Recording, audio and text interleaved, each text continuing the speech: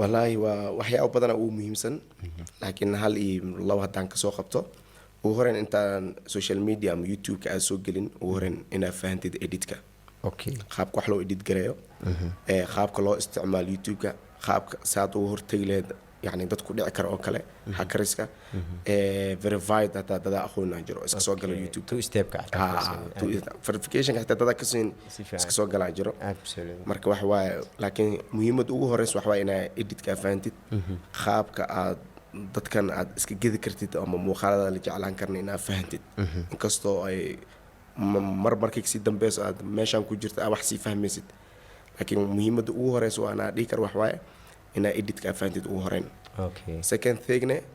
in يعني dad warkooda aad dhageysanin si fiican laga yaabaa dad ku dhigi karaan صح one day waxa ku daawatay 500 qof 100 qof 200 qof already يعني ni jab waa absolutely so ina taasna dhageysanin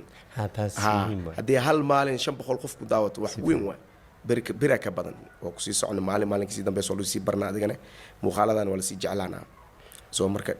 adigana ina ku fiirsid editka talabaadna aan dhihi karo inaad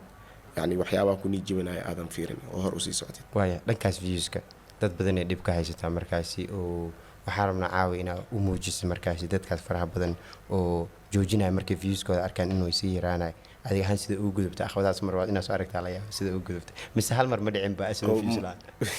ma views waxa ku xiran tahay waxa keenaysa contentiga si fiican views la waa noqon karaa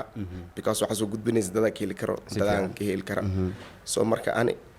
asoo galay maahan iyo waxa waay ma sha Allah yani dadka meel fiican way daawanayeen sax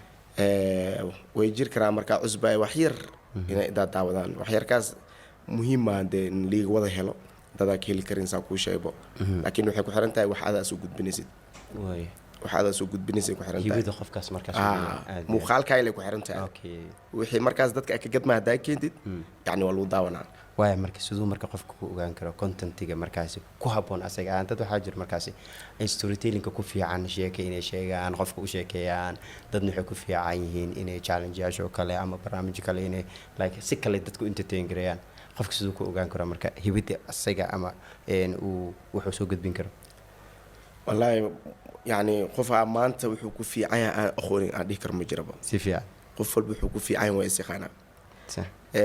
أنا مركا برنامج كان أسوق له يوتيوب كأسوق له يعني already wixii markaas uu baxay waa fiirinay dadkan wixii ka bixi karo oo ay jeclaan karaan labada dhinac waa fiirinay soo marka IQ isticmaashada ku xiran tahay aad iyo aad soo hadii inta ba ka muuqaalka diyaar dhameystay waxa ka codsanaya inaad subscribe noo dhaado aan video share aan noo dhaado dabcan ina aragtida ka dhiibataan rajaynaa fadlan muuqaalka noo share gareey ciwaankan subscribe noo dhaado aadana maastamrool waxa jeclaa inaan ku soo gudbiyo waxyaabo ku xiis geli